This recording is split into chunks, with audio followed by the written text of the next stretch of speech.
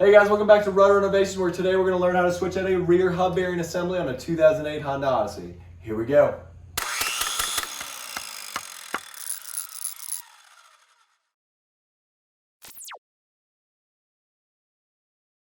Start by breaking the lug nuts loose with your tire on the ground, then you can raise the wheel, finish unscrewing the nuts, and remove the tire. Next we'll remove the two bolts that are holding on the caliper bracket, which is here.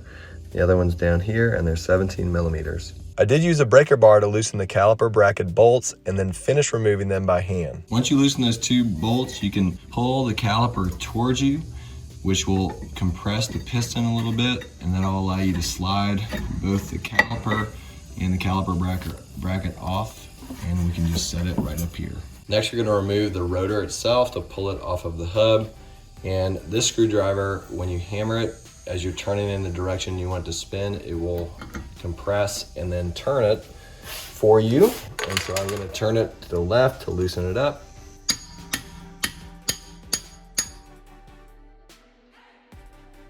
Once you have those two screws removed, you should be able to just slide the whole rotor off.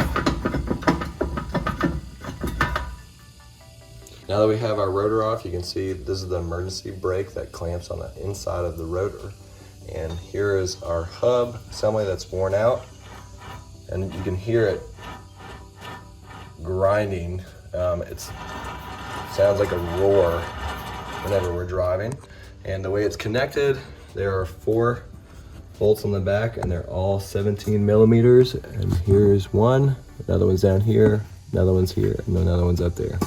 I did use a breaker bar on 2 of these and hammered my junk ratchet to break the other 2 bolts loose. After they broke loose, I removed them by hand. All right, as you remove the last bolt for the hub assembly, it should just pull right out, just rock it back and forth a little bit, and there it is.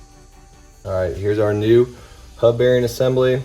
Slide it in, the holes lined up. All right, and then we'll go ahead and hand tighten the bolts behind it. All right, so we have the hub bearing hand tight, and we're gonna use our torque wrench to torque it down to 72.3 pounds of torque. As I'm tightening these, I'm going bottom right, top left, top right, bottom left. All right, so we have our holes for the screws that are gonna go through our rotor, and we're gonna take our rotor and put it back on, making sure that those screw holes line up. I then replace the screws using my hand impact screwdriver. Now we're going to take our caliper and bracket and slide it back over our rotor.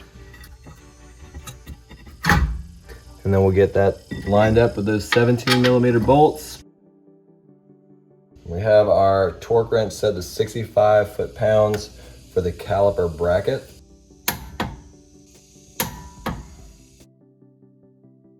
Torque specs for the wheels are 94 foot-pounds. I did engage the emergency brake so that the tire would stay still.